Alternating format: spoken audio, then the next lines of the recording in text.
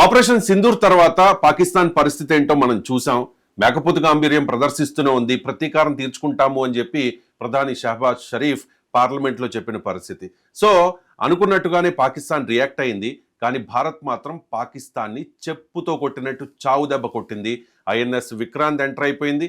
మన సైనిక వ్యవస్థ ముందు అసలు పాకిస్తాన్ డ్రోన్లు కానీ పాకిస్తాన్ మిసైల్ కానీ ఏమీ కూడా పనిచేయని పరిస్థితి.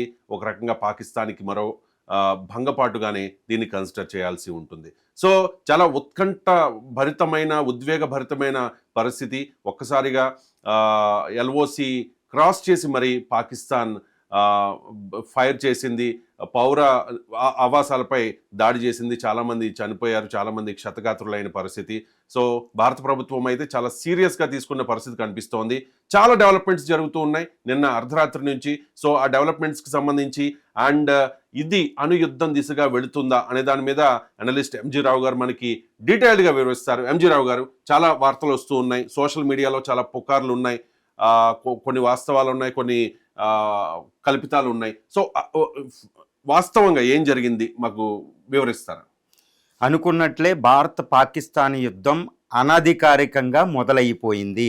అధికారికంగా ప్రకటించలేదు, కానీ అది అనధికారికంగా భారత పాకుల యుద్ధం గత రాత్రి జరిగిపోయింది. ఆ రాత్రి పాకిస్తాన్కి కాళరాత్రి అండి. ఎందుకంటే భారత్ ఆపరేషన్ సింధూర్ అవగానే మొట్టమొదటిగా చెప్పిన విషయం ఏంటంటే, మేము సర్జికల్ స్ట్రైక్ చేశాము, ఓన్లీ తీవ్రవాద స్థావరాలు మాత్రమే అటాక్ చేశాం, నో పాకిస్తాన్, అంటే పాకిస్తాన్ మిలిటరీ అటాక్ కానీ సివిలియన్ మేము అటాక్ చేయలేదు, కేవలం జైషీ మహమ్మద్, లష్కర్ ఈ తోయిబా, మురిద్కే, బహవల్పూర్ ఇలాంటి 9 మాత్రమే అటాక్ చేశామని చెప్పింది. కానీ మీరు ప్రతిస్పందిస్తే మా నుంచి వచ్చే ప్రతిస్పందన మాత్రం తీవ్రంగా మీరు ఎప్పుడూ కనీవిని ఎరుగునట్టు ఉంటుందని చెప్పింది. కానీ పాకిస్తాన్ ప్రతిస్పందించింది. తప్పదు, ఎందుకంటే అవమానం, పాకిస్తాన్ ఆర్మీకి ప్రభుత్వానికి అవమానం కాబట్టి ప్రజల ముందు హీరోగా నిలబడడానికి ప్రతిస్పందించింది. ఓకే, గత రాత్రి ప్రతిస్పందిస్తే భారత్ ప్రతిస్పందన ఎలా ఉంది అంటే, పాకిస్తాన్ నర్వస్ సెంటర్లో, బాడీలో ఉన్న నర్వస్ సెంటర్లు కొట్టినట్టు ఆల్ అవుట్ వారు ప్రకటించి అనధికారికంగానే నైటు మొదలైందండి, యుద్ధం మొదలైంది. ఆ రాత్రి యుద్ధాన్ని ఆ వేరగాదని చెప్పుకుంటేనే ఒళ్ళు పులకించేలా ఉంది, గూస్ బంప్స్ వచ్చేలా ఉన్నాయి భారతీయులకి. అది ఆ క్రమం ఎలా ఉందో చూద్దామండి. ఒక వండర్ అసలు భారత్ ఏప్రిల్ 22 తర్వాత ఎంత సన్నద్ధత, ఎందుకు 2 వారాల పాటు సన్నద్ధమైంది ఎందుకు అనేది గత రాత్రి చూపించారు. ప్రపంచం నెవరపోయింది. చైనా తోక ముడుచుకుంది, టర్కీ నేనున్నాననేది తోక ముడిచేసుకుంది. బాబోయ్ శాంతి చర్చలకు వెళ్ళమని, అమెరికా శాంతి చర్చలకు వెళ్ళమని, యుఎన్ఓ శాంతి, ప్రపంచం నెవరపోయింది. Saudi Arabia foreign minister India వచ్చేసారి, అనధికారికంగా వచ్చి కలవడం జరిగింది అసలు అఫీషియల్ చెప్పకుండా. సో పాకిస్తాన్ దడదలాడిపోతుంది. పాకిస్తాన్ ప్రైమ్ మినిస్టర్ దగ్గర ఇంటి దగ్గర బాంబు పేలింది, ఆయనకు బంకర్లోకి వెళ్ళడం జరిగింది. ఆర్మీ చీఫ్, మున్నీర్ చీఫ్ని అరెస్ట్ చేశారని వార్త వస్తుంది, ఆయన బదులు ఇంకొకరిని పెట్టారని వార్త వస్తుంది. బిఎల్ఓ అక్కడ ప్రకటించింది చట్టానికి కంట్రోల్ చేసుకుంటుంది బెల్చిస్తాన్ క్యాపిటల్. ఇలా ఇది ఒక సారాంశం చెప్పానండి. ఇది ఎలా జరుగుతుందో చూడండి. ఓకే, కాళరాత్రి పాకిస్తాన్కి. ఇంకా నాకు తెలిసి పాకిస్తాన్ తేరుకోవడం అసంభవం అన్నట్టు అటాక్ చేసేసింది. ఐఎన్ఎస్ విక్రాంత్లో భారత ఆయుధ సంపత్తి యొక్క పట్టిమను మనం ఇప్పుడు చూడొచ్చు. అది ఎలా ఉందో నేను చెప్తాను. కరాచీ పోర్ట్ని టార్గెట్ చేసింది, అంటే పాకిస్తాన్ జీడిపిలో 20% అక్కడ నుంచే వస్తుందట. సో ఆర్థికంగా కూడా దాని మీద బలమైన దెబ్బ కొట్టినట్టే. సో ఇది కవ్వింపుగా చూడాలి. ఒక అవమానం జరిగింది కాబట్టి ఆపరేషన్ సింధూర్ దానికి రియాక్షన్గా స్టార్ట్ చేసింది. మరి ఇప్పుడున్న పరిస్థితుల్లో విశ్వరూపం భారత్ విశ్వరూపం చూపించింది. ఐఎన్ఎస్ విక్రాంత్ ఎంటర్ అయిపోయింది. సో ఇప్పుడు పాకిస్తాన్ పరిస్థితి ఏంటి? పాకిస్తాన్ తట్టుకోగలుగుతుందా? ఇది యుద్ధం దిశగా వెళుతుందా? పూర్తి స్థాయి యుద్ధం దిశగా వెళుతుందా అంటే ఏం చెప్తారు? ఇది ఒకటేనండి, రాత్రి ఏం జరిగింది, అసలు ఎలా ప్రతిస్పందించింది భారతదేశం. మనం బయట ఎంత చెప్పుకున్నా యుద్ధం బ్యాటిల్ గ్రౌండ్లో, యుద్ధ భూమిలో ఏం జరుగుతుంది. ఇప్పుడు నో రూల్స్ అండి. యుద్ధం మొదలైన తర్వాత ఒక్క బ్రూట్ ఫోర్సే ఉంటుంది, పశుత్వం ఉంటుంది అనమాట. యుద్ధం అంటే నువ్వు నేను గెలిచామా అంతే. ఈ రూల్స్ ఆ రూల్స్ ఇవేమీ ఉండవు, ఇవన్నీ బయట అండి.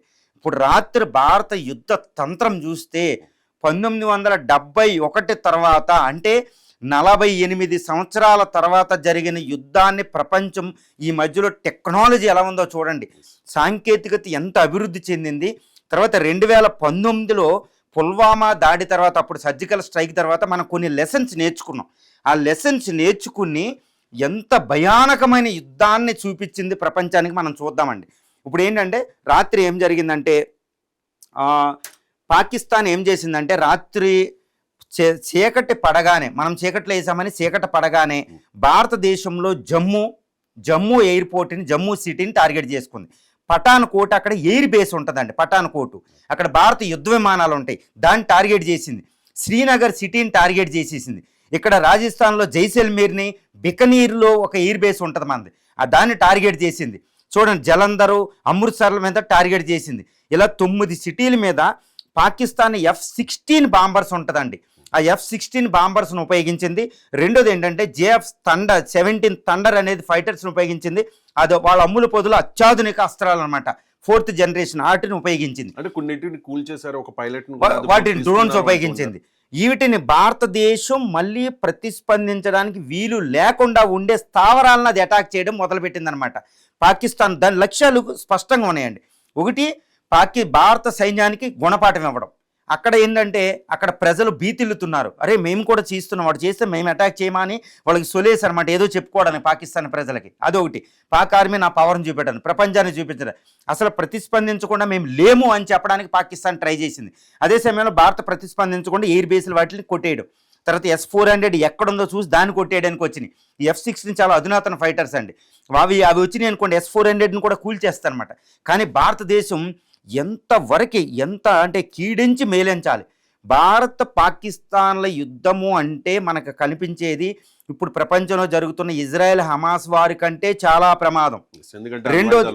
రెండోది రష్యా ఉక్రెయిన్ వారి కంటే ప్రమాదం. ప్రపంచం అదిరిపోతుంది, ప్రపంచం భయపడిపోతుంది. రాత్రి ప్రపంచం నిద్రపోలే, భారతీయులు పాకిస్తానీలు కాదు. ఇదేంటంటే ఎందుకంటే ఇది అణ్వస్త్రాల దేశం కాబట్టి భారత్ గత 22 రోజుల నుంచి ఏమి సంసిద్ధమైందంటే ఈరోజు F-16 బాంబర్స్ అనేది అణ్వాయుధాలు తీసుకొస్తాయి, JF-17 అనేది అణ్వాయుధాలు తీసుకొస్తాయి. కాబట్టి తర్వాత కొన్ని మిసైల్స్ ఉపయోగించింది, ఆ గోరి ఈ మిసైల్స్ని శ్రీనగర్ మీద ఉపయోగించింది, అమృత్సర్ సిటీ. ఇప్పుడు రక్షణ పరిశోధకుల ప్రకారం ఏంటంటే అణ్వాయుధాలు ఉపయోగిస్తే అది అమృత్సర్ దగ్గర ఉపయోగించవచ్చు, ఇంతకంటే ముందు రావడానికి లేదు. కాబట్టి భారత్ ఎంతసేపు అన్నీ అడ్డుకుంటుంది, కానీ అణ్వాయుధ వాహకాలు ఏదొచ్చినా దాన్ని కూల్చేస్తుంది ఫస్ట్. అందుకని భారత్ ఎందుకంటే ఎంత పగడ్బందీగా సన్నద్ధమైపోయిందంటే నైట్ తన ఎయిర్ డిఫెన్స్ సిస్టమ్ అంటారు, వాయు వ్యవస్థ, ఈ వాయు రక్షణ వ్యవస్థని అలర్ట్ చేసేసిందండి, హై అలర్ట్లో పెట్టేసింది. భారత వాయు వ్యవస్థ ఏంటంటే అదే పాకిస్తాన్ కూల్చి రాత్రి తబ్బిబ్బులు అయిపోయింది. అదేంటంటే ఒకటి, వాళ్ళ వచ్చే అటాక్ని తట్టుకోవడం, రెండు మన కౌంటర్ అటాక్ చేసేయడం. ఆ అటాక్ ఎలా ఉంటుందంటే ఇన్ఫ్లిక్టెడ్ అంటారు, అసలు సర్వనాశనం అనమాట. చూడండి, ఒక బాడీలో ఎక్కడ కొడితే ఇంకా బాడీ కదలదో అలా కొట్టేస్తుంది పాకిస్తాన్ని, అంటే చాలా సన్నిద్ధతం అయిపోయింది అనమాట. ఇప్పుడు భారత వాయు రక్షణ వ్యవస్థలో ముఖ్యంగా S-400 సిస్టమ్ని అలర్ట్ చేసేసింది. ఓకే, L-70 అనే రక్షణ వ్యవస్థను పెట్టేసింది. తర్వాత తన IL-70 అనేది పెట్టేసింది, శిఖా రక్షణ వ్యవస్థను పెట్టేసింది, ఆకాశ రక్షణ వ్యవస్థను పెట్టేసిందండి. ఇవి ఎంత అధునాతనం అంటే ప్రపంచంలో అధునాతనం అనమాట. చైనా వచ్చినా మనం తట్టుకుంటుంది. ఈ రక్షణ వ్యవస్థను మల్టీ లేయర్డ్ అంటారు. ఒక యుద్ధ విమానం F-16 ఒక రక్షణ వ్యవస్థను దాటుకొస్తే మళ్ళీ రెండోది ఉంటుంది కొట్టడానికి, మళ్ళీ అది దాటితే ఇంకో రెండోది, అది దాటితే రెండోది, ఇలా వేరియస్ లేయర్స్ ఉంటాయి అనమాట. అంటే అది ఇంకా భారతదేశం వచ్చి వెనక్కి వెళ్ళడం అసంభవం. రెండు, భారత్ ఏ లక్ష్యంతో అయితే భారతదేశం ఎంటర్ అయిందో అది పూరించదు. ఆపరేషన్ సింధూర్లో నాకు డౌట్, ఆపరేషన్ సింధూర్లో భారత్ అంటే పాకిస్తాన్ భూభాగంలోకి వెళ్లకుండా అటాక్ చేసింది పాకిస్తాన్ని, ఆ పాకిస్తాన్ ఉగ్ర స్థావరాలని. ఇప్పుడు పాకిస్తాన్ ఏం చేసింది, ఆ లైన్ ఆఫ్ కంట్రోల్ దాటి వచ్చిందా లోపలికి? ఇప్పుడు F-16 bombers line of control దాటి వస్తే దాన్ని మనం పడగొట్టేశాం. ఆ పడగొట్టిన శిథిలాలు ఉన్నాయి, ఆ పైలట్ని పట్టుకుని అరెస్ట్ చేయడం జరిగింది. ఆయన ప్రపంచానికి చూపిస్తున్నారు. ఇద్దరు పైలట్లు, ఒక ఆర్మీ జవాన్లు పాకిస్తాన్ పట్టుకున్నాం. అది F-16 బాంబర్ని మనం కూల్చేసాం, మన S-400తో కూల్చేసాం. ఆ కూల్చింది శిథిలాలు ఉన్నాయి, ఆ పైలట్ని సజీవంగా పట్టుకుని భారతదేశం పట్టుకుంది. అంటే LOC దాటింది. LOCయే కాదు, పాకిస్తాన్ ఇంటర్నేషనల్ బోర్డర్ రాజస్థాన్లో కూడా దాటింది, బికనీర్ వచ్చినాయి. ఓకే, గుజరాత్ మినహాయిస్తే అక్కడ పంజాబు, రాజస్థాను, అదేవిధంగా జమ్మూ అండ్ కాశ్మీర్, ఈ బోర్డర్ స్టేట్లు 3 స్టేట్లని అటాక్ చేసింది. సో అధునాతన తర్వాత ఒక F-16 బాంబర్ని పడగొట్టాం, ఒక 2 JF-17 థండర్ పడగొట్టేసాం నైట్కి నైట్. తర్వాత వివిధ డ్రోన్లు పడగొట్టేసాం, 9 మిసైల్స్ మన మీద అటాక్ చేసినాం. మన ఫారెన్ మినిస్టర్ చెప్తున్నారు అధికారికంగా, వాటిని మనం కూలగొట్టేసాం. సో అధికారికంగా అనధికారికంగా మొదలైన ప్రకటించని యుద్ధం అనేది మొదలైపోయింది. సో పాకిస్తాన్ వచ్చేసింది. సో దీనికి ప్రతిస్పందనగా వీటిని తట్టుకుంటూనే మన అలర్ట్ వాయు రక్షణ వ్యవస్థతో భారతదేశం ఏంటంటే ముందే చెప్పింది, మీరు ప్రతిస్పందిస్తే మాది చాలా తీవ్రంగా ఉంటుందని. వెంటనే భారతదేశం ప్రతిస్పందించేసింది. ఆ ప్రతిస్పందన ఎలా ఉంది అంటే జాగ్రత్తగా వినండి. ఆ ప్రతిస్పందన చాలా తీవ్రాతి, ప్రపంచం అసలు వరల్డ్ ఈజ్ ట్రంబలింగ్ అంటారు ఇంగ్లీష్లో అయితే. ఒక ఒళ్ళంతా జలధరించేస్తుంది అనమాట. ట్రంప్ గారు నిద్రపోలేదు, ఎవ్వరూ నిద్రపోలేదు. పాకిస్తాన్ ట్రంప్ తన ఫారిన్ మినిస్టర్ రంగంలో దింపారు, సౌదీ అరేబియా ఫారిన్ మినిస్టర్ ఇండియాలో వాలిపోయారు. అమెరికా రైట్కి రాత్రి భయంకరమైన హెచ్చరిక జారీ చేసిందంట పాకిస్తాన్కి. పాకిస్తాన్ ప్రైమ్ మినిస్టర్ షహబాజ్ షరీఫ్కి వెంటనే యునైటెడ్ స్టేట్స్ ఆఫ్ అమెరికా విదేశాంగ మంత్రి మార్కో రూబో ఫోన్ చేసి, మీరు వెంటనే మేము శాంతి చర్చలకు సిద్ధంగా ఉన్నామని ప్రకటించండి అని తీవ్రమైన హెచ్చరిక జారీ చేసిందంటే పరిస్థితి ఎంత కెళ్ళిపోయిందో చూడండి. చైనా దూరం జరిగిపోయింది, ఎక్కడెక్కడ దూరం. ఇది పరిస్థితి. అసలు ఏం జరిగింది, భారత ప్రతిస్పందన ఎలా ఉంది అంటే అది కాళరాత్రి. అసలు పాకిస్తాన్ ఆకాశం అంతా చీకటి ఆవరిస్తే, పాకిస్తాన్ రాత్రి కాదు, అది దీపావళి చేసినట్టు పాకిస్తాన్ ఆకాశం అంతా వెలుతురుతో నిండిపోయింది. పాకిస్తాన్కి అది రాత్రి కాదు, పగలైపోయింది. ఏం పగలంటే పట్ట పగల కింద తయారైపోయింది అనమాట ఆ బాంబులు వర్షం. ఎలా అంటే సముద్రంలో భారత navy INS Vikrant, INS scorpion missile, మన స్కార్పియన్ తెచ్చే మనం మిస్సైల్స్, అది ఇవి. తర్వాత ఈ SSNB అంటారు, ఇవి మీరు ఐఎన్ఎస్ విక్రాంతే కనిపిస్తుంది. ఐఎన్ఎస్ విక్రాంత్ వెనకాల షిప్పులు, ఒక 100 షిప్పుల దాకా పాకిస్తాన్ కరాచీ ఎయిర్పోర్ట్ మీద మిసైల్స్ గురి చేశారు. మీరు అన్నట్టు పాకిస్తాన్ కరాచీ ఏంటంటే పాకిస్తాన్కి అది హృదయం లాంటిది, ఇస్లామాబాద్ ఎలాగో అది అనమాట. అది ఎలా అంటే 20% GDP ఉంటుంది, 70% ఫారిన్ ట్రేడ్ ఉంటుంది. దాన్ని అటాక్ చేసేసి సర్వనాశనం అయిపోయింది కరాచీ పోర్ట్ అని తెలిసిపోతుంది. ఎందుకు కరాచీ పోర్ట్ని అటాక్ చేసిందంటే, కరాచీ అనేది నేవల్ హెడ్ క్వార్టర్. తన పాకిస్తాన్ నేవీ ఇంకా ప్రతిస్పందించకుండా దాన్ని అటాక్ చేసేసింది. ఆ లాంచింగ్ ప్యాడ్స్, ఆ బెర్త్లు ఇవన్నీ కొట్టేసిందండి. తర్వాత కొన్ని షిప్పులు కూడా కరాచీలో నాశనం అయిపోయాయని తెలుస్తుంది. కరాచీ నాశనం అయిందంటే పెద్ద సిటీ, చాలా ప్రమాదం. అది అక్కడ అయింది. ఓకే, అది కరాచీ. ఇంకా 2-3 పోర్టులను అటాక్ చేసేసింది. ఇంకా రిపోర్ట్స్ రావాల్సి ఉంది. ఇంకా తర్వాత పాకిస్తానీ రాజధాని ఇస్లామాబాద్నే డైరెక్ట్ అటాక్ చేసేసింది. ఫర్ ఎగ్జాంపుల్ మీకు ఏంటంటే, పాకిస్తానీ ప్రైమ్ మినిస్టర్ హౌస్కి కేవలం కొన్ని కిలోమీటర్ పరిధిలో అతిపెద్ద బాంబు శబ్దం వినపడింది, అది డ్రోన్ అటాక్ అని తెలుస్తుంది. లేదా భారత ఎయిర్ సుఖోయ్ 30 ఫైటర్స్ రఫేల్ వెళ్ళినాయి అని కూడా తెలుస్తుంది. లేకపోతే బ్రహ్మోస్ మిసైల్ ఉపయోగించి ఉంటారు. ఆ మిసైల్తో పాకిస్తానీ ప్రైమ్ మినిస్టర్ వెంటనే బంకర్లోకి వెళ్ళిపోయినట్టు తెలుస్తుంది. ఎందుకంటే ఎవరైనా వెంటనే పాకిస్తాన్ ప్రైమ్ మినిస్టర్కి డేంజర్ అయితే బంకర్లోకి వెళ్ళిపోతారు. బంకర్ కూడా ప్రైమ్ మినిస్టర్ హోమ్ ఎప్పుడు కిందే ఉంటుంది, అది ఏ దేశమైనా. అక్కడికి వెళ్ళిపోయినట్టు తెలుస్తుంది. పాకిస్తాన్ ఇస్లామాబాద్ పెట్టి రాజధాని మీద అటాక్ చేసేటప్పటికి చాలా తీవ్రంగా భారతదేశం ఢిల్లీ అంతా అలర్ట్ చేసేసింది. ఎందుకంటే మన ఢిల్లీ మీద అటాక్ జరిగే అవకాశం ఉందని ఇక్కడ రిపోర్ట్ వచ్చేసింది, మిలిటరీ ఇంటెలిజెన్స్ రిపోర్ట్స్ ప్రకారం. తర్వాత ఇస్లామాబాద్ తర్వాత లాహోర్లో వాళ్ళ వాయు రక్షణ వ్యవస్థని పూర్తిగా ధ్వంసం చేసేసిందంట. లాహోర్ అనేది చాలా ఇంపార్టెంట్, పంజాబ్ క్యాపిటల్ అది. ఆ పంజాబే పాకిస్తాన్ ఆర్థిక వ్యవస్థకు మూలం. అక్కడే వీళ్ళు ఆర్మీ మునీర్ చీఫ్, ఈ పాకిస్తాన్ ఆర్మీ చీఫ్, పాకిస్తాన్ ప్రధాని అందరికీ పుట్టినిల్లు గడ్డ లాహోర్ సిటీ అనమాట. ఆ లాహోర్ కేవలం 20-40 కిలోమీటర్ పరిధిలో ఉంటుంది అమృత్సర్కి. మన మీద ఏ అటాక్ జరిగినా లాహోర్ నుంచి జరిగేది. అందుకనే చైనీస్ నుంచి వాయు రక్షణ వ్యవస్థని HQ-9 ఉంది. ఆ HQ-9 వ్యవస్థను మొత్తం పూర్తిగా ధ్వంసం చేసినట్టు తెలుస్తుంది. అంటే లాహోర్ నుంచి పాకిస్తాన్ ఇంకా ప్రతిస్పందించడానికి అవకాశం లేదు అని తెలుస్తుంది. అక్కడే గుజ్రాన్వాలా అని, సర్గోదా అని ఒక గారిసన్ కంటోన్మెంట్స్ ఉన్నాయి. వాటిని తీవ్రంగా భారత డ్రోన్స్, భారత మిసైల్స్, భారత S-400 మిసైల్ సిస్టమ్ ద్వారా నాశనం చేసినట్టు తెలుస్తుంది. అంటే లాహోర్ పూర్తిగా నిర్వీర్యం అయిపోయి ఉంది. లాహోర్ సిటీ దగ్గర ఉన్న కంటోన్మెంట్స్ అది చాలా ఇంపార్టెంట్. ఎందుకంటే భారత మీద అటాక్ జరిగితే లాహోర్ దగ్గర నుంచి ఫస్ట్ జరిగింది, అది అటాక్ చేసింది. తర్వాత ఇంకోటి ఏంటంటే, ఈ LOC దగ్గర భారత ఆర్మీ LOCని క్రాస్ అయిపోయి LOCలోకి ఎంటర్ అయిపోతుంది. అక్కడ భూభాగంలోకి ఎంటర్ అయిపోయింది. లాహోర్ దగ్గర సైన్యం వెళ్ళిపోతుంది. అక్కడ తర్వాత పాకిస్తాన్ 3.5 లక్షల ఆర్మీ LOC వెంబడి, అంతర్జాతీయ వెంబడి పూర్తిగా ఎంత భయానకం అంటే, ఆ శతఘ్నులు హెవిట్జర్ 155 లాంటి శతఘ్నుల దళంతో పూర్తిగా అటాక్ చేస్తుంది, యుద్ధ ట్యాంకులతో అటాక్ చేస్తుంది. భారత సైన్యం దాన్ని పూర్తిగా తిప్పి కొడుతుంది. ఇదంతా వారైతే ఆ బోర్డర్ దగ్గర ఒక వారు. ఎందుకంటే బోర్డర్ దగ్గర వాళ్ళు క్రాస్ చేయకూడదు, మనం క్రాస్ అవుతున్నాం. వాళ్ళు వెనక్కి తగ్గుతున్నట్టు తెలుస్తుంది. ఎందుకంటే హెవీ ఫైరింగ్ చేసేస్తుంది ఇండియా. అఫీషియల్ గా వార్ డిక్లేర్ చేయలేదు కానీ వార్ స్టార్ట్ అయిందా? వార్ స్టార్ట్ అయిపోయింది, కంటిన్యూ అవుతుందా? కంటిన్యూ అయిపోతుంది. ఇప్పుడు అక్కడ వారు ఆ ఎల్ఓసి వెంబడే అంతర్జాతీయ సరిహద్దు వెంబడే, అంటే పాకిస్తాన్కి భారత్కి మధ్యలో ఉన్న 3323 కిలోమీటర్ల పాటు పూర్తిగా ఉంది. తర్వాత అది వాయు వ్యవస్థ పూర్తిగా అలర్ట్ అయిపోయింది. నేపాల్ నుంచి ఎయిర్ అటాకులు జరిగే అవకాశం ఉంది, తీవ్రవాదులు వస్తారు కాబట్టి నేపాల్ వెంటనే చెప్తుంది, పాకిస్తాన్కి వార్నింగ్ ఇచ్చింది, మా భూభాగాన్ని మా వాయు ఎయిర్ స్పేస్ని ఉపయోగించొద్దు, అది మాకు ప్రమాదం, మీకు ఉపయోగించండి. నేపాల్ కూడా వార్నింగ్ ఇచ్చింది. భారత్కు ఉన్న చుట్టుపక్కల దేశాలు కూడా పాకిస్తాన్ వార్నింగ్ ఇచ్చింది, మంచిది కాదని. ఎంత తీవ్రమైన వాతావరణం అంటే నేను మాటలతో చెప్పలేనమాట. అంత తీవ్రమైన భయోత్పాతం ఉంది. అది కూడా అధునాతన ఆయుధాలు అనమాట. ఈ అధునాతన ఆయుధాలు యొక్క వాళ్ళు చేసే డిస్ట్రక్షన్, అధునాతన ఆయుధాలు చేసే డిస్ట్రక్షన్ సామాన్యంగా ఉండదు. ఈ అధునాతన ఆయుధాలు ఇప్పుడు ఇజ్రాయెల్ హమాస్ మీద ఎంతైతే ఉందో, భారత్ ఏంటంటే ఈ రాత్రి ఎందుకు అలా చేసింది కాలరాత్రి అంటే, ఎక్కువ కాలం యుద్ధం సాగదండి భారత్ పాకిస్తాన్ మధ్యలో ఎవరో ఒకరు వచ్చేస్తారు. కాబట్టి యుద్ధం అంటూ వస్తే పాకిస్తాన్కి 10 సంవత్సరాల యుద్ధం నష్టాన్ని ఒక్క రాత్రి కలిగించేసిందండి. మీకు రిపోర్ట్లు ఇక్కడ నుంచి వస్తే చూడండి, ఒక 10 సంవత్సరాల పాటు భారత పాకిస్తాన్ మధ్య యుద్ధం జరిగితే ఎంతైతే పాకిస్తాన్కి నష్టం ఉంటుందో ఆ నష్టాన్ని ఒక్క రాత్రే చూపించింది. ఇప్పుడు ఈ పగలు అందరూ వచ్చేస్తారు ప్రపంచాధినేతలు.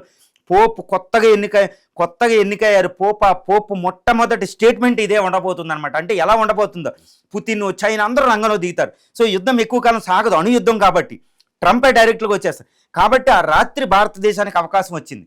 పాకిస్తాన్ యొక్క లక్ష్యాలు ఏంటో పెట్టుకున్నారు, చూపించారు. నేను చెప్పాను మీకు అంతకుముందు విశ్లేషణలో కూడా, భారత్ ప్రతిస్పందిస్తే పాక్ అనేది ముక్కలు చెక్కలే. రాత్రి ఎంత అంటే ఒక రాత్రి మీకు ఎంతటి 10 సంవత్సరాల యుద్ధం అంటే చూడండి. పాకిస్తాన్ మీద భారత ఆర్మీ, భారత నేవీ, భారత్ యొక్క వాయు వ్యవస్థ అటాక్ చేస్తూ ఉంటే మీకు అక్కడ ఇంకొకటి ఏం జరిగిందంటే, బిఎల్ఓ ఏం చేసిందంటేనండి, బిఎల్ఓ బెలూచిస్తాన్ క్వెట్టా అంటే బలూచిస్తాన్ క్యాపిటల్ని స్వాధీనం చేసుకున్నట్టు తెలుస్తుంది. అంటే ఆల్మోస్ట్ స్వతంత్ర దేశంగా ప్రకటించినట్టు ఆ క్యాపిటల్ వాళ్ళు, ఆ బలూచిస్తాన్ క్యాపిటల్ వెళ్ళిపోతే అక్కడ army, Pakistan army Balochistan Liberation Front, Balochistan Liberation Organisation యొక్క దళాలు అటాక్ చేస్తుంటే పాక్ ఆర్మీ తట్టుకోలేక క్వెట్టా నగర్ నుంచి పారిపోతుంది అనేది రిపోర్ట్ వస్తుంది. అదే నిజమైతే ఇప్పుడు బిఎల్ఓ బలూచిస్తాన్ అనేది స్వతంత్ర దేశంగా ఈ రోజు రేపట్లో మనం అనుకున్నట్టు అంతకుముందు మనం డిస్కషన్లో మాట్లాడామండి, ఇది ప్రకటించుకునే అవకాశం ఉంది. అంటే భారత్ ఎంత సంసిద్ధంగా ఈ రోజు ఏం జరిగే అవకాశం ఉంది? ఈ రోజు ఏం జరుగుతుందంటే నైటు రాత్రికి మీకు ఒకటేనండి, యునైటెడ్ ఇండియా ఐకమత్యంతో కూడిన భారతదేశం ఒకవైపు ఉంటే, డివైడెడ్ పాకిస్తాన్ ఒకటి ఉంది. Undivided India versus divided Pakistan. రాత్రి ఇమ్రాన్ ఖాన్ యొక్క PTI, Pakistan Tehreek Insaf party followers అందరూ ఇమ్రాన్ ఖాన్ని రిలీజ్ చేయమని లక్షలాది మంది పాకిస్తాన్ వీధుల్లో ఉన్నారు. ఓకే, అదొకటి. అసీం మున్నీర్ని అరెస్ట్ చేసినట్టు తెలుస్తుంది. ప్రధాని బంకర్లోకి వెళ్ళిపోయారు. పాకిస్తాన్ ఆర్మీ ఈజ్ ఇన్ డిజరే అంటారు. ఓకే, ఏం చేయాలో పాలుపోని ఉంది. సైనికులకి ఒక అధ్యక్షుడు ఉండాలి, సైన్యాధ్యక్షుడు. అది లేనట్టు మనకు తెలుస్తుంది కూడా ఈ విషయం. సో ఇంత తీవ్రంగా ఉంది అంటే ఒక రాత్రిలోనే పాకిస్తాన్ డివిజన్కి కావాల్సిన ఫిజర్స్ అంటారు అన్నిటినీ క్రియేట్ చేసేసింది. ఇది సంసిద్ధత. గత 2 వారాలుగా ఈ సంసిద్ధత మనకు అక్కడ కనపడిందండి. ఇప్పుడు భారత సుఖోయ్ ఫైటర్స్ S-400 మోహరించింది. ఇప్పుడు భారతదేశానికి ఉన్న అతిపెద్ద ముప్పు అణ్వాయుధాలు. పాకిస్తాన్ రాత్రికి రాత్రి అణ్వాయుధాలు తీస్తుంది అనే రిపోర్ట్లు మనకు పూర్తిగా ఉన్నాయి. గుజరాన్వాలా, అదేవిధంగా క్వెట్టా దగ్గరలో, తర్వాత ఇది కొన్ని సర్గోదా దగ్గర అణ్వాయుధాలు దాసిందంటే అణ్వాయుధాలను సంసిద్ధం చేసింది అని తెలుస్తుంది. వాటిని వేసే సత్తా F-16 బాంబర్స్ ఉంది, JF-17 వాటికి ఉంది, గోరి, నాసర్ అనే మిసైల్స్కి ఉంది. తర్వాత ఈ మిసైల్స్ ఇప్పుడు కూడా ఒకటేనండి, భారత సరిహద్దు దాటి F-16 బాంబర్స్ వచ్చినా, JF-17 ఫైటర్స్ వచ్చినా, ఈ మిసైల్స్ గోరి, నాసర్, ఈ షహీన్ లాంటి క్షిపణులు వచ్చినా అవి అణ్వాయుధాలతో వచ్చినట్టే భారత్ ఫీల్ అవుతుంది. అందువల్ల వాటిని పూర్తిగా ధ్వంసం చేయడానికి బోర్డర్కి 100 కిలోమీటర్ పరిధిలోనే వాటిని ట్రాక్ చేస్తూ, 100 కిలోమీటర్ల పరిధిలో ట్రాక్ చేస్తూ అవి దాటకుండా చూసుకుంటుంది. ఎందుకంటే భారత్ని పాకిస్తాన్ ఏమీ చేయలేదు. కానీ ఒకటే ఒక సందర్భం భారత్ భయపడుతుందా, గజగజ వణుకుతుందంటే అంతే. ఎందుకంటే అణ్వాయుధాలకు వణకంది ఏది ఉంటుందండి? అమెరికా కాదు, దేవుడే వణుకుతాడు అణ్వాయుధాలు, బ్రహ్మాస్త్రాలు లాంటివి. కాబట్టి భారత్కు భయం అయితే ఏదైనా ఉందంటే ప్రైమ్ మినిస్టర్ అబ్జర్వేషన్ అజిత్ దోవాలో, prime minister Rajnath Singh, S Jaishankar, ఈ త్రివిధ దళాధిపతులు, ఎస్పెషల్లీ సిడిఎస్ అంటారు, చీఫ్ ఆఫ్ డిఫెన్స్ స్టాఫ్, వీళ్ళందరూ భయానకమైన సంసిద్ధం వ్యక్తం చేసి వార్ రూమ్లో కూర్చుని పాకిస్తాన్ S-400 సిస్టమ్ని అలర్ట్ చేసేసి, ఆకాశ్ సిస్టమ్ని అలర్ట్ చేసేసి, తర్వాత ఈ రఫేల్ ఫైటర్స్, సుకోయ్ ఫైటర్స్లో కూడా 8 ఎయిర్ మిసైల్స్ ఉంటాయండి. వాటిని అస్త్ర అని ఒకటి ఉంటుంది, బ్రహ్మోస్ అని ఒకటి ఉంటుంది, మెకా అని ఒకటి ఉంటుంది, మెటియోర్ అని ఒకటి ఉంటుంది. వీటన్నిటిని అలర్ట్ చేసేసింది స్కాల్ప్ అని. ఎందుకంటే పాకిస్తాన్ నుంచి అవి ఎట్టి పరిస్థితుల్లో మన భూభాగానికి రాకూడదు, అంత ప్రమాదం. ఆ మిసైల్స్ వస్తే అవి ఆకాశంలోనే పేలాలి. ఈ 10 రోజులు ఎవ్వరూ మనం రక్షించరు. అది ఒకటి భారత సంసిద్ధం వ్యక్తం అది చేస్తూనే మనం ఎందుకంటే ఒక యుద్ధ వీరుడు తనకు తాను రక్షించుకుంటూనే ఎదుటోడిని అటాక్ చేయాలండి. అది అఫెన్సివ్ మోడ్ అంటారన్నమాట. Defensive offensive mode. ఎందుకంటే యుద్ధంలో వాడిని డిఫెండ్ చేసుకుంటూ ఉంటాం. ఇక్కడ యుద్ధ రీతి చూడండి, ఎప్పుడు మనం డిఫెండ్ చేసుకుంటూ ఉంటాం, అటేపటి నుంచి రక్షించుకుంటూ ఉంటాం. అది చేస్తుంది రాత్ర. అది చేస్తూనే ప్రజల్ని రక్షిస్తూనే, తన తోటి సైన్యాన్ని ప్రజల్ని రక్షిస్తూనే అఫెన్సివ్ మోడ్లోకి వెళ్ళిపోయింది. ఈ అఫెన్సివ్ మోడ్లో వాళ్ళంటే ఇస్లామాబాద్ని అటాక్ చేసేసాం. రావల్పిండిని, పాకిస్తాన్ ఆర్మీ హెడ్ క్వార్టర్ ఉండేది రావల్పిండిని అటాక్ చేస్తున్నాం, కరాచీని అటాక్ చేస్తున్నాం, లాహోర్ని అటాక్ చేస్తున్నాం, సియాల్కోట్ని అటాక్ చేస్తున్నాం, క్వెట్టాని అటాక్ చేస్తున్నాం, కరాచీ పోర్టుని సర్వనాశనం చేస్తున్నాం, గ్వడార్ పోర్టుని అటాక్ చేస్తున్నాం. సో ఈ విధంగా పీఓకేలో ఉన్న ఆ ముజఫరాబాద్ని అటాక్ చేస్తున్నాం. అంటే పాకిస్తాన్ 7,96,000 చదరపు కిలోమీటర్ ప్రాంతాన్ని ఈరోజు ఏది కూడా రక్షించే స్థితిలో లేదు. పాకిస్తాన్ 25 కోట్ల మంది నిద్రపోకుండా బంకర్లు ఉంటే బంకర్లోకి, ఇల్లుంటే ఇల్లు, ఎక్కడికక్కడ entire Pakistan is in blackout situation అండి. అయిపోయింది. ఇటు భారతదేశం కూడా బ్లాక్అవుట్ చేస్తుంది. అంటే డిఫెండ్ చేసుకుంటూనే అఫెన్సివ్ చేసేస్తుంది. ఎందుకంటే రాత్రి అనేది, ఈ రాత్రి అంది వచ్చిన అవకాశం. భారత రక్షణ వ్యవస్థకి ఆయుధ దళాలు ఒకటే చెప్తారు, భారత ఆర్మీ ఎప్పుడు అంటారు, సినిమాల్లో కూడా ఉంటుంది, 1-2 రోజులు మాకు టైం ఇవ్వండి అని గవర్నమెంట్ ప్రాధేయపడుతూ ఉంటారు కదా. రాత్రి ఏం చేసిందంటే రాజ్నాథ్ సింగ్ గారు, జైశంకర్ గారు, NSA national security adviser, prime minister ఒకటే చేశారు, మాకు ఏమీ చెప్పొద్దు, త్రివిధ దళాలకి పూర్తి స్వతంత్రం ఇస్తున్నాం, మీరు ఎంత నాశనం చేయగలిగితే అంత నాశనం చేసేయండి పాకిస్తాన్ అని వదిలేశారండి. ఒక్క మాటలో చెప్పాలంటే వాళ్ళకి ఇంత ఈ అవకాశం కోసం ఎదురు చూస్తున్నారు దశాబ్దాలుగా భారత త్రివిధ దళాలు ఎప్పుడు కూడా ప్రజాస్వామ్య దేశంలో అలా కట్టి ఉంటారు. ఇది పాకిస్తాన్ ఆర్మీ కాదు. రాత్రి పూర్తి స్వాతంత్ర్యం ఇవ్వడం జరిగింది. త్రివిధ దళాలు ఒక అద్భుతం సృష్టిస్తున్నాయి. ఇస్రో శాటిలైట్లు, స్పై శాటిలైట్లు అన్ని పాకిస్తాన్ గగనతలాన్ని గురిపెట్టున్నాయి. స్పై శాటిలైట్లు ఉంటాయని మన ఎంత స్పై అంటే వరల్డ్ క్లాస్ స్పై శాటిలైట్లు ఉంటాయి. అదొకటి స్పేస్ అస్త్రాలు ఉంటాయి, అసాట్ అని, అది గురిపెట్టున్నాయి. సో ప్రపంచంలో ఉన్న అధునాతన అస్త్రాలన్నీ బాగా పోగేసుకుంది భారత్ తన స్వదేశీ పరిజ్ఞానంతో తెచ్చుకున్న ఈ అస్త్రాల ఆయుధ పటిమ ఇవి ప్రపంచానికి చూపిస్తుంది ఇది. అందుకని అమెరికా ఒకటే చెప్తున్నారు, మార్క్ రూబా అమెరికా విదేశాంగ శాఖ మంత్రి ఫోన్ చేసేసి మీకు ఒకటే చెప్పారు, మీరు వెంటనే శాంతి చర్చలకి ప్రకటించండి, లేకపోతే ఈ నైట్ మిమ్మల్ని భారతదేశం నాశనం చేసేస్తే. పవర్ ఏంటో తెలిసింది ప్రపంచానికి, ప్రపంచమే నివ్వెరపోయింది. చైనా పంపించిన HQ-9 పనిచేయకపోవడంతో చైనాకు కూడా ఒక రకంగా అవమానమే. S-400 చాలా సమర్థవంతంగా పనిచేస్తోంది. పాకిస్తాన్ని చావు దెబ్బ ఒక రకంగా కొట్టినట్టే, కానీ పిచ్చోటి చేతిలో రాయి. చాలా సందర్భాల్లో మనం మాట్లాడుకున్నాం రీసెంట్గా. కానీ ఇప్పుడు అందరికీ ఉన్న భయం, నాతో సహా ఇక్కడ ఉన్న వాళ్ళందరితో సహా నాకు తెలిసి మీకు కూడా ఆ భయం ఉండి ఉంటుంది. ఎందుకంటే అణ్వస్త్రం ఒకసారి పాకిస్తాన్ ప్రయోగిస్తే ఎంత పెద్ద డ్యామేజ్ అవుతుంది, అది భారత్కి మాత్రమే కాదు ఈ ప్రపంచానికి కూడా. సో ఏం జరిగే అవకాశం ఉంది? ఒకటేనండి, ఇది చాలా ఇప్పుడు భారతదేశం కాదు, పాకిస్తానీలు కాదు, భారతీయులు కాదు, భారతీయ నాయకత్వం కాదు, ప్రపంచ నాయకత్వం, Trump, Putin, Xi Jinping, Saudi Arabia, ప్రపంచం గడగడలాడిపోతుంది. నేను చెప్పినట్టు మీకు ఇది ఏంటంటే హమాస్ వార్ కంటే డేంజర్ హమాస్ ఇజ్రాయెల్ వార్. ఎందుకంటే హమాస్కి అణ్వస్త్రాలు లేవు, ఇజ్రాయెల్కి అణ్వస్త్రాలు ఉన్నాయి. అక్కడ రష్యా ఉక్రెయిన్ వార్ కంటే డేంజర్, ఎందుకంటే రష్యాకు అణ్వాయుధాలు ఉన్నాయి, ఉక్రెయిన్కు అణ్వాయుధాలు లేవు. కానీ ఇక్కడ వేరే సీను. పాకిస్తాన్ 7వ అతిపెద్ద వాయు వ్యవస్థ ఉంది, 170 అణ్వస్త్రాలు ఉన్నాయి. భారతదేశానికి అణ్వస్త్రాలు ఉన్నాయి. మీకు పాకిస్తాన్ రక్షణ వ్యవస్థ 22 తర్వాత చెప్తూనే ఉంది, మేము అణ్వాయుధాలు వేసేస్తామని. చాలా తీవ్రంగా అణ్వాయుధాలు గురిపెట్టున్నాయి. ఒక 50 టాక్టికల్ వెపన్స్ అది రెడీ పెట్టేసిందండి ఇప్పుడు మన మీద వేయడానికి. ఎందుకంటే దిక్కు లేదు. మనకి 45 గంటల సమయంలో మనం పాకిస్తాన్ని నేలమట్టం చేసి 4 ముక్కలు చేసేయగలదు భారత ఆర్మీ. ఇంకో ఆప్షన్ లేదు, ఎందుకంటే పెద్ద అవమానం, ఒకటే మనం ఎప్పుడైతే బ్యాక్ అవమానాలు. ఒకవేళ అదే డెసిషన్ పాకిస్తాన్ తీసుకుంటే మన S-400 system, S-400 air defence system వాటిని ఆపగలుగుతుందా అణ్వస్త్రాలను వాళ్ళు ప్రయోగిస్తే కనుక? ఇక్కడ ఒకటేనండి, ఇప్పుడు చాలా ప్రమాదం. ఇప్పుడు అణ్వస్త్రాలు అంటే పాకిస్తాన్ దగ్గర చాలా టాక్టికల్ వెపన్స్ అంటూ ఉంటాయి. అంటే 0.5 మెగాటన్స్ నుంచి 20 మెగాటన్స్ వరకే బాంబులు ఉన్నాయి.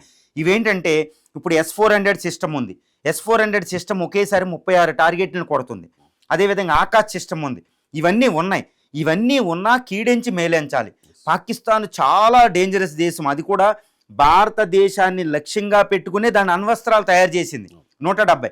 అంటే మనం కీడించి మేలింది. పొరపాటున ఒక అణ్వస్త్రం భారతదేశాన్ని ఢీకుంటే భారత్ ఎలా ఉంది అంటే గత 2 వారాలకి ఇదే ఎట్టి పరిస్థితుల్లో అణ్వస్త్రం భారతదేశం మీద పడకూడదు అని భారత నిశ్చయం అయిపోయింది. అంత ప్రిపేర్ అయిపోయింది. కానీ భారత్ ఏంటంటే అణ్వస్త్రం ఒక్కటి పడితే భారతదేశానికి ఇక్కడ 4 కాళ్ళు కట్టేసి ఒకటి ఉందన్నమాట. అది అణ్వస్త్రం వేసేంతవరకే, లేదా కెమికల్ బాంబు వేసేవరకే, బయోలాజికల్ బాంబులు కూడా ఉంటాయి దాని దగ్గర. అవి వేసేంతవరకే భారత అణ్వస్త్రం ఉపయోగించడానికి లేదు, మనం ముందు వెయ్యం. కానీ భారత్ ఒకటి డిసైడ్ అయింది, పొరపాటున ఒక అణ్వస్త్రం భారతదేశాన్ని ఢీకొంటే మరుక్షణం సెకండ్స్లో పాకిస్తాన్ మీద 50 అణుబాంబులు వేయడానికి భారత్ సంసిద్ధం అయిపోయిందండి. ఎంత అలా అంటే కింద అరిహంత్ తోటి ఒకటి సిద్ధమైపోయింది. ఇప్పుడు తర్వాత భారత దానికి వాయు రక్షణ వ్యవస్థ లేదు. ఇప్పుడు మన S-400 ఉంది. అవి అణ్వస్త్రాలు పట్టుకొచ్చి F-16, JF-17 థండర్, ఇవి తర్వాత గోరీ మిసైల్, వీటన్నిటిని మన S-400 అడ్డుకుంటుంది. ఇంకో రక్షణ వ్యవస్థ నది అడ్డుకుంటుంది. అవాక్స్ అని ఒకటి ఉందండి. IL-70 దాని మీద మనకు అవాక్స్ ఉంటుంది, ఎర్లీ వార్నింగ్ సిస్టమ్ అని. అది కూడా గుర్తుపెడుతుంది. తర్వాత ఈ రఫేల్ వచ్చే ఫైటర్స్ని అడ్డుకుంటాయి. Sukhoi 30 MKI రఫేల్ని అడ్డుకుంటాయి వాళ్ళు వచ్చే ఫైటర్స్ని. సో మనం అడ్డుకోవడానికి అన్నీ ఉన్నాయి. ఒకవేళ అది అణ్వస్త్రం తీసుకొస్తుందని తెలిసినా, అణ్వస్త్రాన్ని ప్రయోగించడానికి వస్తుందనే దాని మీద పూర్తి నిఘా పెట్టున్నాం. 2 ఇక్కడ ఒకటి మర్చిపోకూడదు. అంటే పాకిస్తాన్ అణ్వస్త్రం వేస్తే అది ఒక్కటి వేసేటప్పటికి మైక్రో సెకండ్స్లో మన అరేబియన్ సీలో ఉన్న INS అరిహంత్ అనే న్యూక్లియర్ సబ్మెరీన్ నుంచి మనం రెడీ పెట్టాం. 2 మన ఎయిర్ క్రాఫ్ట్లు వెళ్ళవు, అదే పెట్టాం. ఎందుకంటే అది వెళితే పాకిస్తాన్ దగ్గర సమాధానం లేదు. ఆ న్యూక్లియర్ సబ్మెరీన్ అంటే అరేబియన్ సీలోంచి మన న్యూక్లియర్ బాంబ్స్ కూడా చాలా జాగ్రత్తగా ఎక్కడ వేస్తారు అంటే అమెరికా ఇప్పుడు ఆ పాకిస్తాన్ ఇస్లామాబాద్ వేస్తే ఆ రేడియేషన్ మనకు వస్తుందన్నమాట. అందుకే పాకిస్తాన్ దగ్గర కరాచీ దగ్గర మనం అణ్వస్త్రం వేసేటట్టు అవకాశం ఉంది అని నేను అనుకుంటున్నా. ఇస్లామాబాద్ ఒకవేళ పాకిస్తాన్ మన మీద అణ్వస్త్రం వేయగలిగితే ఎంతవరకే వేయగలిగిద్ది అంటే ఇప్పుడు S-400 మోహరించింది ఎక్కడంటే అమృత్సర్ దగ్గర ఈ జలంధర్ దగ్గర, పంజాబ్ దగ్గర 2 S-400 మిసైల్ సిస్టమ్స్ బ్యాటరీస్ అంటారు, అవి మోహరించింది. అక్కడ ఎట్టి పరిస్థితులు అణ్వస్త్రం వేయలేదనమాట. ఇప్పుడు అణ్వస్త్రం అది వేయాలంటే కిందున్న అహ్మదాబాద్, ముంబై దగ్గర ఉంది. ముంబై దగ్గర కూడా S-400ని మోహరించింది. ఇప్పుడు నార్త్ ఈస్ట్లో వెస్ట్ బెంగాల్ దగ్గర ఒక S-400 పెట్టింది. 3 ఉన్నాయి అనమాట. ఇప్పుడు వచ్చింది. ఈ 3 ముంబై దగ్గర ఒకటి పెట్టిందని తెలిసింది. ముంబై పూర్తి అలర్ట్గా ఉంది. మన ఆర్థిక రాజధాని మీద ఈరోజు అటాక్ జరిగే అవకాశం ఉంది. అక్కడ కూడా ఉంది. కాబట్టి అది ఎక్కడ తీసుకొస్తుందంటే ఇటు నేపాల్ వెళ్ళి, నేపాల్ నుంచి కానీ ఇటు శ్రీలంక వచ్చి, శ్రీలంక నుంచి సౌత్ ఇండియా మీద అటాక్ చేయడం. S-400 లేవు ఇక్కడ, ఎయిర్ డిఫెన్స్ సిస్టమ్ ఉన్నా అది అంత లేదు. మనం ఎక్కడైతే అలర్ట్గా లేమో అక్కడ నుంచి వేసేటట్టు ఉంది. అంతేగాని ఈ అమృత్సర్ దగ్గర, ఢిల్లీ దగ్గర అది వేయలేదు. S-400 సిస్టమ్ ఇవి ఉన్నప్పుడు ఎట్టి పరిస్థితులు అణ్వస్త్రం రాదు. సో ఇది అనమాట పరిస్థితి. సో ఇక్కడ సౌత్లోంచి మనకు వచ్చే అవకాశం ఉంది.